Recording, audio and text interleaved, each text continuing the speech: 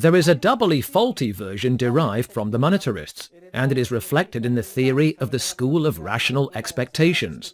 In the last quarter of the 20th century, rational expectations theorists came together around what is known as new classical macroeconomics, and they developed an analysis according to which economic agents are like supermen and superwomen, and are capable of making correct and precise predictions of all that is going to happen, based on the information they access in the market. So, in the view of these theorists, regardless of what governments do, and whether or not they inject inflation or credit expansion, etc., economic agents accurately predict everything that will happen, and therefore all expansionary economic policies are ineffective in influencing real production or employment. It goes without saying that rational expectations theorists are practically the quintessence, so to speak, of error when it comes to understanding what happens in the economy. They view the market as superfluous, as unnecessary, since economic agents are almost omniscient, and they are able to predict exactly what is going to take place. However, for the same reasons we will offer to show that socialism is theoretically impossible, and the basic reason is that the central planning agency cannot possibly acquire the first-hand information which ordinary economic agents possess, rational expectations theorists commit the very same error, but the people they suppose to be omniscient are different. In this case, it is ordinary economic agents, that is, all of us, who, first of all, are assumed to possess an accurate theory of the economic cycle and be able to agree with each other on the theory. In other words, all of mankind should take my classes and be convinced that the causes of the cycle are the ones I have identified in class. That is the first demand of rational expectations theorists. But, not content with that, they make a second demand. Not only must everyone agree on the correct theory of the cycle, and make no mistake, the correct theory of the cycle is the one I present, and not the one monetarists and Keynesians present. Not content with that, rational expectations theorists also require that all economic agents have at their disposal the first-hand information necessary to know precisely how and when the events at the various specific points in the cycle are going to take place. And this information, dear students, cannot possibly be obtained. I am an economics professor, and I do not have it.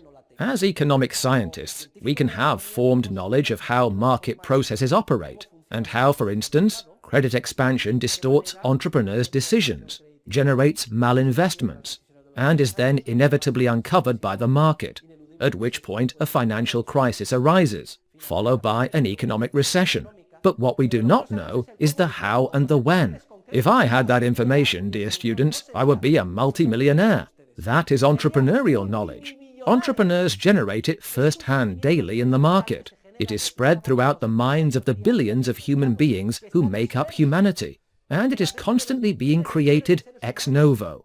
Take note. Rational expectations theorists demand entrepreneurs have not only formal or scientific knowledge of what really causes the cycle, which we study in class, but also first-hand knowledge which is constantly being generated, and such a requirement is totally absurd and impossible. Moreover, even if, for the sake of argument, we suppose that I have managed to convince everyone that my theory is the correct one, which it is, and furthermore, we suppose that everyone can have precise knowledge of what is going to happen, the how and the when, even so, the cycle will continue to occur. For what we cannot do is consider the market superfluous or unnecessary, as if we could type its data into a computer and a result would appear at the speed of light. The market is a social process of creativity and discovery, and even if, from a theoretical standpoint, we all have the right idea about how the cycle develops, and we all have access to the first-hand practical knowledge generated, if we believe we can get out in time, before disaster strikes, then of course we will accept the money created from nothing by the banking system. We can make a lot of money by purchasing at old prices and selling on the stock market. For instance, capital goods, when their prices are high, before the stock market crash. So, as I write in the book, one does not look a gift horse in the mouth, or gift money at 0% interest, like in recent years, or even at negative interest rates. I am going to make use of it.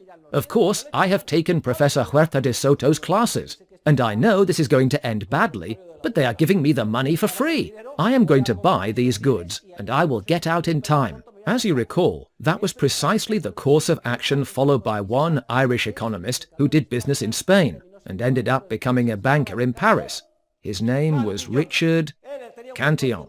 He had a good knowledge of theory, as well as first-hand knowledge of what was happening with respect to John Law's pyramid bubble in the France of the regent Philippe d'Orléans. And Cantillon managed to get out in time. So, even if we suppose, for the sake of argument, that the absurd and implausible hypotheses of rational expectations theorists are confirmed, an injection of money will clearly distort the structure of relative prices, because as long as we do not view the market as a kind of automatic mechanism that operates at the speed of light, that is, provided we do not see as superfluous or unnecessary the social process of discovery, which is the market, many economic agents can make a lot of money if they manage to get out in time. Now, just as is true of monetarists' equation of exchange, which we have just critiqued, the theory of rational expectations contains a tiny grain of truth, and Mises recognizes this in his analysis. He points out that to the extent that different economic agents become victims of the banking process of credit expansion throughout their lives, and again they are led to invest unwisely, after which they have a terrible time restructuring their business activities, if they do not go bankrupt, the second or third time around, they say, "Just a minute, before I take the plunge, let me see if this shows any sign of coming from an injection of money or credit expansion. They are going to have to work hard to persuade me to accept cheap credit a second or third time." This explains something we were saying the other day, that when a process of credit expansion takes place, the market tends to uncover the errors right away, and 6 effects appear, which halt malinvestments and lead to their collapse, beginning with a financial crisis. We said the collapse can be delayed by injecting more money, giving more alcohol to the drunk. But at what cost? We can thus temporarily postpone the recession, but when it does hit, it will inevitably be much more severe as a result, because investment errors pile up.